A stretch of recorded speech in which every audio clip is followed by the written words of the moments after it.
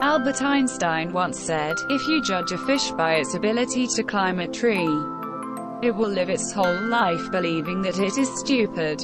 What was your moment when someone judged you like that? Not me, but my brother. When he was in elementary school. When grades are based on things other than test scores. The teacher noted on his report card that he needs to work on his skill at cutting with scissors. My brother is left-handed, and the scissors in the classroom were for right-handed people. I needed a performance art class for my degree. I took drawing. I made many mistakes and etiquette errors. Did you know you're not supposed to talk to the nude model? I didn't.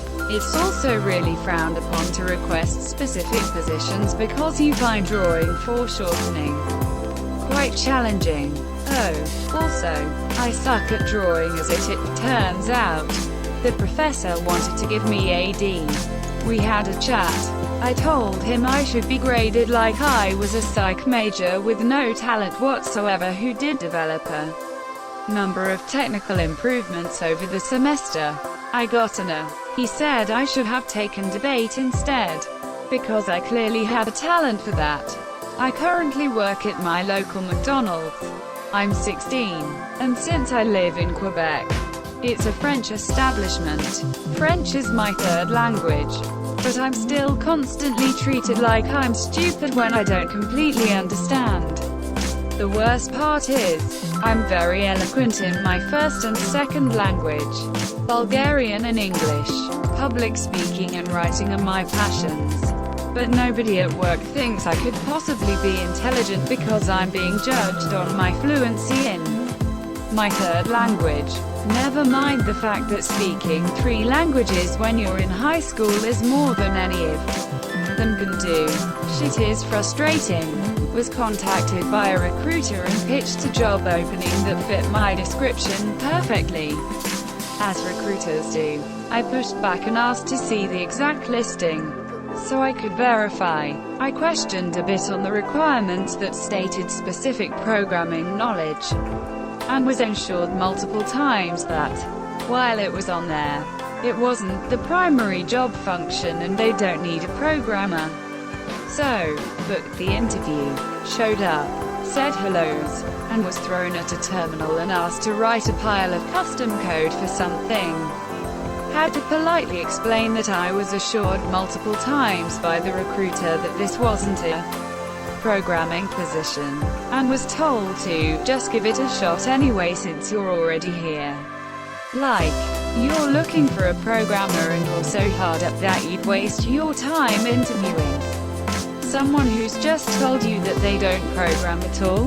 One of the interviewers was their lead programmer, and she was extremely petulant toward me for wasting their time. It was quite the experience. Had an English teacher that said any stories I wrote were bad. I thought that I'd done a good job on it, so I showed it to a different English teacher who said it was brilliant but I needed to spell check it. Turns out the first teacher basically didn't read it, just saw the spelling errors. Several years later I got diagnosed with dyslexia. In high school I was really good at debate and aced all my government classes. However, I had to take a pottery class for an art CR. I used to play a lot of poker on my phone but never with real people. At one point I was up well over $1 million. Edit. Not real money. One day I went to a convention and there was a charity poker game. Since a lot of time on the phone a computer gives you options and so on. I was excruciatingly awkward and came across as a bumbling idiot who didn't know what he was doing. This wasn't intentional but it did work in my favor. I won a nice tablet that night. One teacher was intent on holding me back the first year in school. Kindergarten, elementary, age 5. Because I sucked at arts and crafts. The next year they let me skip a grade cause I already knew how to read and write, which I taught myself a year prior. They just didn't test it at the time and it wasn't part of the curriculum the first year. In kindergarten we were learning penmanship and my teacher was telling us how to write our alphabet. But for some reason I could not write the letters no matter how hard I tried. Since I was able to write the alphabet before, I got very frustrated and starting crying. Turns out she was showing the class how to do letters with your right hand and I was left-handed. When I worked on farms I was a simple farmhand.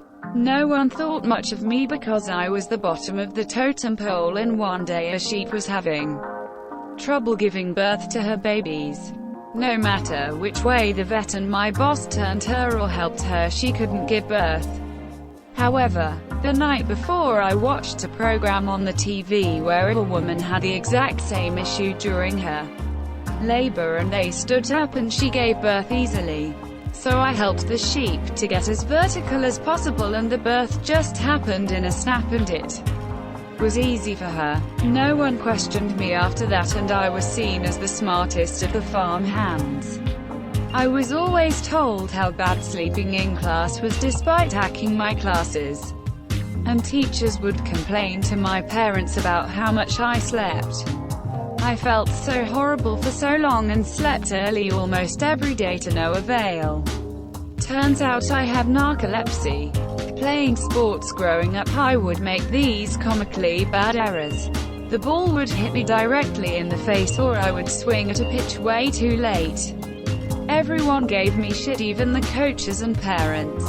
I kept playing because I enjoyed being active and around my friends. But I never understood why no matter how much I practiced I struggled with basic things that everyone else could do without thinking. I go to the eye doctor as an adult, and he tells me that I have a condition in one of my eyes that means I don't have binocular vision, and as a result have very poor depth perception. It's physically impossible for me to track a moving object in space like everyone else. When I went to a state university, they opened a freshman orientation with that quote, then said that they want to help build students' curriculum to their needs and what works with them. And then we were given very specific classes that we needed to take, several of which the professors said would weed out classes. They proceeded to judge every fish on its ability to climb. When HR at a company had me interview for a different position than I had applied for. The position they interviewed me for was one I knew nothing about, and told them as much. Despite me telling them before each round of interviews that they had made a mistake, I still had to endure a full day of people asking me questions that I had no answer to. Maybe for some it won't be a situation like the Einstein quote, but I felt like a fish trying to climb a tree. A few months ago I got the chance for an interview for an okay job. I finished all tests with almost 100% and finished the first 2 interviews quite good, and when I got to the last one they started asking me questions that had nothing to do with my profession. I was completely silent because it has nothing to do with what I studied. I think that I even looked like a fish gasping for water. After they started to make fun of me, I just walked out.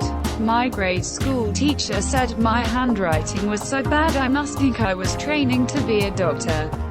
Now I am one. I was the fish trying and failing to climb the tree, and my boss called to offer me a position swimming. That time, my boss called me to tell me I sucked at my job, but followed it up by telling me I got crazy good comments about this one small part of my job. So would I like to do that full time? Did the new thing for 6 years and used it to land another, even better, position at the same company. Thanks for recognizing my talents, old boss. You were a bit of a shit boss, but when it mattered you really were a help. I mostly judged myself. My whole life I pressured myself to be just as smart as my dad and brother, who were phenomenal in math and engineering. My dad has an IQ of 138 and my brother always had A's and made the dean's list in post-secondary.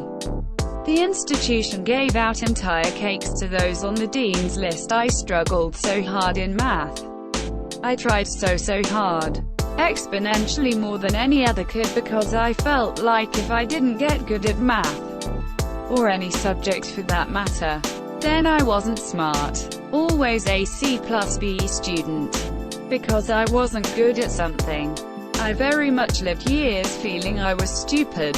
Then, as I grew older, I realized that my skills in art were actually worth something. My art teachers were always very impressed. Soon it progressed to people making me offers. The school's police officer even had me make him something. I had some artwork displayed at the city's airport. And when I expressed to my dad that I felt like there were no jobs for me on my degree, he said to try something else. I asked what, and he said, art, which I thought was a little funny for the starving artist stereotype. In that moment, it felt like he equated my artistic skills to his intelligence and success. When I was in the Navy, I used to get in fairly frequent trouble for the suggestions I made for improving operational efficiencies. As an outside contractor, they were quite happy to pay me $200 an hour to say the exact same thing. I was teased a lot in middle school, early high school for loving hockey. Would constantly get my knowledge tested. My appearance would get brought into it. Why would a fat girl like hockey? Had someone asked me if it was my passion and laugh in my face when I said yes. Jokes on them. I'm an officially credentialed journalist by the NHL now and have personally spoken to more players than they could dream of buying autographs from. I am very dyslexic. It results in me having the spelling and grammar of a middle schooler. Plus it makes me have trouble hearing similar sounding words. Letters and phonics sounds don't always connect to the idea they represent in my head. I listen to the overall idea and not the individual letters. As a result, school was a very mixed bag. I had to be very hardworking to compensate for the disability. I became very good at working with people.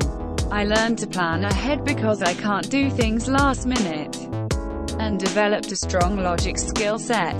The problem is that many teachers thought I was lazy because I would describe what I thought while the other person wrote it down, etc. In college, the department head of chemistry is the teacher that fully understands who I am as an academic student. He thought it was hilarious that I had a highest lab grade while the low end of the class portion.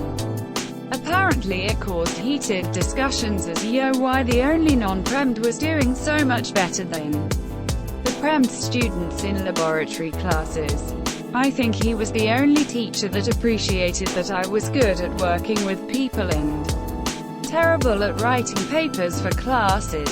At the time, my middle school art teacher called my parents because she thought I was purposefully mocking her by making my art bad. I literally can't draw beyond a third grade level unless I am copying an object right in front of me. My parents basically cussed her out after they saw how hurt I was. This was basically my childhood. Because I was bad at math. I guess most children goes through this, which is very sad. Only at uni did I realize that I didn't have to be good at everything. I had a professor who spoke 13 languages, but couldn't count how much 5 plus 4 is. He's the best at his field. Don't forget to share, like and subscribe for more content.